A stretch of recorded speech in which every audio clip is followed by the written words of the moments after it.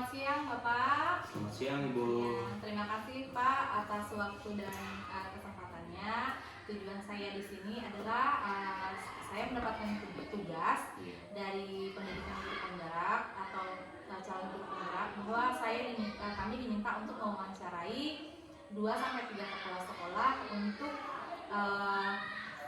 kasus pengambilan keputusan selama Bapak menjadi kepala sekolah gitu Pak. Apakah Bapak bersedia Pak? Ya, saya selalu bersedia. Apa yang masuk tugas sebagai calon guru. Baik, terima kasih ya Pak ya atas kesediaannya. Saya akan mengajukan beberapa pertanyaan ya Pak ya tentang kasus pengambilan keputusan dilema etika di sekolah itu. Nah, pertanyaan pertama Pak, selama ini bagaimana Bapak dapat mengidentifikasi kasus-kasus yang merupakan dilema etika atau rujukan moral? Begini, sebenarnya untuk berbicara masalah tentang dilema etika itu kan sebuah keadaan yang dimana kita dihadapkan ada dua pilihan yang sama-sama sulit yang harus kita pecahkan masing-masing, dan dua pilihan yang mungkin tersebut dapat bernilai sama-sama apa itu namanya benar atau salah, itu bisa dikatakan begitulah. Dan sedangkan dua pilihan ini Bu tersebut itu bernilai benar dan salah, maka dilema tersebut tergolong dalam rujukan moral. Baik. Selama ini bagaimana Bapak menjalankan pengambilan keputusan di sekolah, terutama untuk kasus-kasus di mana ada dua kepentingan yang sama-sama benar atau sama-sama mengandung nilai kebajikan? Oke, gini Bu. Menurut saya ini kan saya sekarang ini kan bisa dikatakan sedang berada dalam dua posisi dilema itu tadi. Posisi dilema di mana ada salah satu guru senior, ini memang benar-benar terjadi di sekolah SD 03 Tempuan. Apakah bisa disebut namanya? Mungkin guru senior lah. Iya, guru senior lah salah satunya kan. Nah, mengapa saya katakan menjadi apa namanya itu dilema? Karena dengan adanya penilaian kinerja di PNM dan ibu ini sebenarnya kan sakit, udah beberapa tahun ini tidak pernah masuk, itu dia. Lalu muncullah untuk di dalam penilaian kinerja di PNM ini, di mana saya harus melakukan observasi secara nyata dan langsung kepada guru tersebut. Syarat itu adalah untuk kenaikan pangkat maupun untuk pensiun kan Bu ya. Jadi itu yang membuat saya dilema jika saya berikan nilai baik sama seperti guru yang lain. Ini kan tidak adil Bu, dan tidak adil. Kemudian nilai yang harus kita nilai ini juga ada rasa kasihan pada guru yang sakit ini ya, jadi tidak akan bisa ngurus pangkat, pensiun dan lain sebagainya. Ini sesuai dengan dalam apa namanya keputusan kepegawaian lah. Lalu hanya saya itu berpikir jangka panjang, karena kalau kita berbicara tentang dilema etika itu banyak hal yang harus dipertimbangkan ya. Misalnya kita pertimbangkan jangka panjang dan jangka pendeknya kan. Kemudian kita harus mempertimbangkan itu harus untuk kepentingan individu dan orang banyak, antara lain keadilan bagi guru lain dan rasa kasihan ini. Nah ini yang membuat dilema bagi saya kan? Jadi waktu itu setelah saya berdiskusi dengan rekan-rekan di sekolah, di sini Pak katanya untuk jangka panjangnya ini tidak bagus jika misalnya tidak diberikan penilaian guru senior. Ini tidak akan bisa mengurus berkas pensiunnya. Istilahnya sudah jatuh tertimpa tangga lagi kan. Nah, itulah yang menjadi beban atau dilema bagi saya. Namun secara aturan kata mereka, bapak itu juga harus benar ya jika mau jujur dalam memberikan penilaian. Itu yang disampaikan oleh rekan-rekan guru kepada saya waktu itu. Terus sekali ya Pak, jadi benar-benar dilema gitu ya Pak ya, Iya. antara keputusannya itu benar dan benar, dan juga antara keadilan dan kasihan begitu ya Pak ya. Memang sebuah keputusan yang begitu sulit begitu. Nah, langkah-langkah atau prosedur seperti apa yang biasa Bapak lakukan selama ini? Oke Bu, yang pertama yang saya lakukan, saya harus yakin apakah saya lakukan ini secara regulasi benar atau tidak.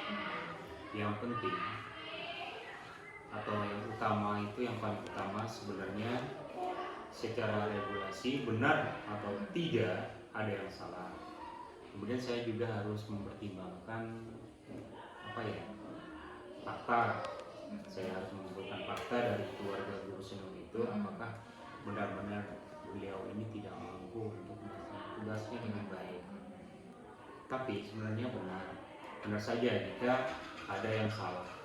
Jadi secara hukum itu benar. Karena apa? Karena beliau kan sakit.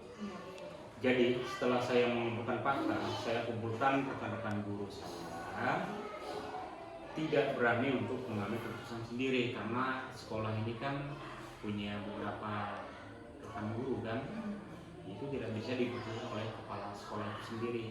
Kita harus berdiskusi dengan rekan-rekan guru. Nah, oleh karena itu fakta yang saya kumpulkan itu, rekan-rekan guru juga tidak berani mengambil keputusan sendiri karena berhubung dengan sekolah itu jangkanya panjang kan. Saya tidak mau keputusan yang saya ambil ini akan berdampak pada kinerja yang ada di sekolah ini.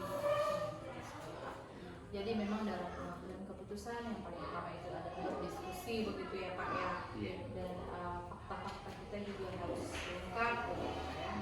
Nah, hal-hal apa saja yang selama ini Bapak anggap efektif dalam pengambilan keputusan pada kasus-kasus dilema etika ini? Begini Bu, menurut saya dengan melakukan langkah-langkah itu hasilnya dikatakan sangat efektif. Memang di awal-awal pasti rekan-rekan yang lain akan merasa tidak adil ya, beban kinerja yang mereka tambah, yang tadinya harus dihandle oleh ibu yang sakit ini, akhirnya kita limpahkan tugasnya ke guru yang lain. Itu kan beban bagi rekan-rekan guru yang lain ya. Dan dari sini semua rekan juga memandang secara kemanusiaan kan. Kalau tidak, akhirnya terbiasa dan ikhlas jika guru senior ini diberikan penilaian sama dengan mereka yang sakit. Cuman untuk penilaiannya kan itu tidak sama dengan guru yang aktif. Yang jelas ibu guru ini yang merasa sakit ini tetap dinilai. Tetap dinilai. Iya. Dengan penilaian hanya saja berbeda. Iya. Tetap berbeda. Baik, hal-hal apa saja yang selama ini merupakan tantangan dalam pengambilan keputusan Bapak pada kasus-kasus dilema etika ini? Kalau boleh jujur, tantangan yang biasa saya alami dalam mengambil keputusan di sekolah ini ya rasanya kurangnya ketegasan. Jika diharapkan dengan sesuatu yang melibatkan kemanusiaan, kalau secara kita bisa tegas, tapi karena secara kemanusiaan ya mau tidak maulah Banyak pertimbangan itu. Betul sekali Pak, kalau melibatkan kemanusiaan ini memang butuh pertimbangan yang matang gitu. Apakah Bapak memiliki sebuah jadwal tertentu dalam penyelesaian sebuah kasus dilema etika ini, misalnya atau langsung menyelesaikan di tempat, atau ada jadwal begitu, bentuk atau prosedur seperti apa yang Bapak jalankan? Di sini selama saya alami dilema etika, Etika. memang tidak ada jadwal khusus yang saya buat ini. Karena apa? Faktor-faktor karena apa ya? Tidak ada jadwal khusus dalam penyelesaian kasus dilematika, hanya saja saya selalu berdiskusi ya, dan berkoordinasi dengan seluruh rekan-rekan guru yang ada di sekolah. Jadi memang harus tetap kata kuncinya itu adalah diskusi, begitu ya Pak ya. Iya, iya. Apakah adakah seseorang atau faktor-faktor apa saja yang selama ini yang mempermudah dan membantu Bapak dalam mengambil keputusan pada kasus dilematika ini? Yang bisa membantu atau mempermudah dalam saya mengambil keputusan itu adalah rekan-rekan guru itu sendiri, Bu. Karena justru di sekolah ini kan saya katakan tidak bisa diputuskan oleh kepala sekolah itu sendiri. Kita harus berdiskusi dengan rekan-rekan guru yang lain. Itu aja, Bu.